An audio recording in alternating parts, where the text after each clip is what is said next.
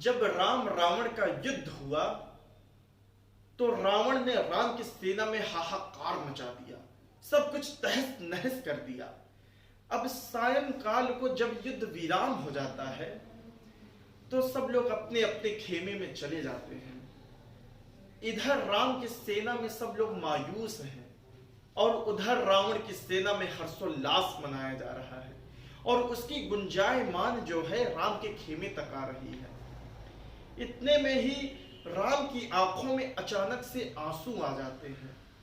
इतने में जामवंत आते हैं और बोलते, हे भगवान, आप ही तो एकमात्र सहारा है, आप ही तो एकमात्र भरोसा है हम सबके। अगर आप ही ऐसे रो पड़ेंगे तो हमारा और हम सब वानरों का क्या होगा? हम युद्ध जरूर जीतेंगे और एक दिन के युद्ध हो जाने से युद्ध का निर्णय नहीं हो जाता। आप देखिएगा, हम अवश्य जीतेंगे। तो भगवान राम कहते हैं कि मैं रावण से तो जीत सकता हूं, लेकिन मैं देख रहा था कि स्वयं रावण युद्ध नहीं कर रहा था, उसके साथ स्वयं मां शक्ति युद्ध कर रही थी। मैं उनसे कैसे जीतूं? तो इतने में जामवंत कहते, हे भगवान, आप भी शक्ति की उपासना कीजिए और जरूर मां शक्ति आपका साथ देंगी। अब इधर मां की आराधना का, मां की उपासना का पूरा प्रबंध कर दिया जाता है और हनुमान जी को भेजा जाता है कि वो जाएं 108 नील कमल लाएं। और इधर नील कमल आ जाता है और तब तक के लिए लक्ष्मण जी को सेनापति नियुक्त कर दिया जाता है। अब भगवान राम अपने प्रथम दिन की शक्ति की उपासना करते हैं, नील कमल अर्पित करते हैं।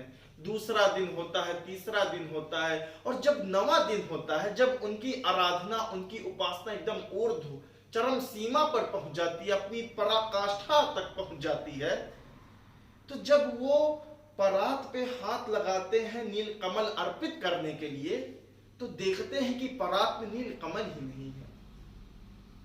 मां शक्ति उसे चुरा लेती है राम की परीक्षा के लिए। अब इधर राम एकदम मायूस हो जाते हैं। अब मायूस इसलिए हो जाते हैं कि एक तो वो ईश्वर हैं लेकिन मानव रूप में है, तो एक मानव का स्वभाव होता है, उसी स्वभाव के कारण वो मायूस हो जाते हैं। एक तो जिस दिन मुझे राज्याभिषेक होना था, उसी दिन मेरे पिता ने मुझे जंगल भेज दिया, वन भेज दिया। पिता दीन मोहि कानन राजू, पिता ने मुझे जंगल भेज दिया और जब मैं जंगल आया तो बताओ सीता का हरण हो गया। और जब मैं सीता को पाने के लिए शक्ति की उपासना किया तो नील कमल ही नहीं है। अब मैं क्या करूं? तभी वो सोच में पड़े हुए होते हैं कि उनके अवचेतन मन से आवाज आती है कि अरे, बचपन में मेरी मां मुझे राजीव नयन कहती थी, अर्थात तुम्हारी आंख कमल के समान है। और जैसे ही वो तीर लेके अपनी आंख की ओर ले जाते हैं तो मां शक्ति प्रकट हो जाती हैं और कहती हैं कि होगी जय हे पुरुषोत्तम नवीन। यह कह के शक्ति हुई राम के बदन में लीन। ये सूर्यकांत त्रिपाठी निराला जी ने इसका बहुत ही मार्मिक वर्णन किया है राम की शक्ति पूजा में। उन्होंने लिखा है कि रवि हुआ अस्त ज्योति के पत्र पर लिखा अमर, रवि हुआ अस्त ज्योति के पत्र पर लिखा अमर, रह गया राम रावण का अपराजेय समर। आज का तीक्ष्ण सर विधृत क्षिप्र कर वेग प्रखर, शतशैल संवरणशील नील नभ गर्जित स्वर, प्रतिपल परिवर्तित व्यूह भेद कौशल समूह, राक्षस विरुद्ध प्रत्युह कृत कपि विषम हूह, विच्छुरित वहीन राजीव नयन हत लक्ष्य बाण, लोहित लोचन रावण मदमोचन महियान। राघव लाघव रावण वारण गत युग्म प्रहर, उद्धत लंकापति मर्दित कपिदल बल विस्तर, अनिमेष राम विसुजित दिव्य सरभंग भाव, विद्धांग बद्ध को दंड मुष्टि खरुधिर स्राव, रावण दुर्वार विकल वानर दल बल, मूर्छित सुग्रीवांगत भीषण गवाच गए नल।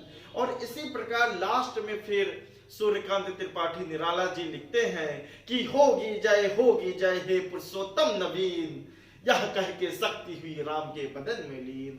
और आप सब जानते हैं कि इस 9 दिन की उपासना के बाद मां शक्ति स्वयं राम के अंदर विलीन हो जाती हैं और 10वें दिन भगवान राम रावण का वध कर देते हैं और उसी दिन से दशहरा मनाया जाता है। बहुत बहुत धन्यवाद। आपका अपना ऋषभ के सरवानी वाणीपुर।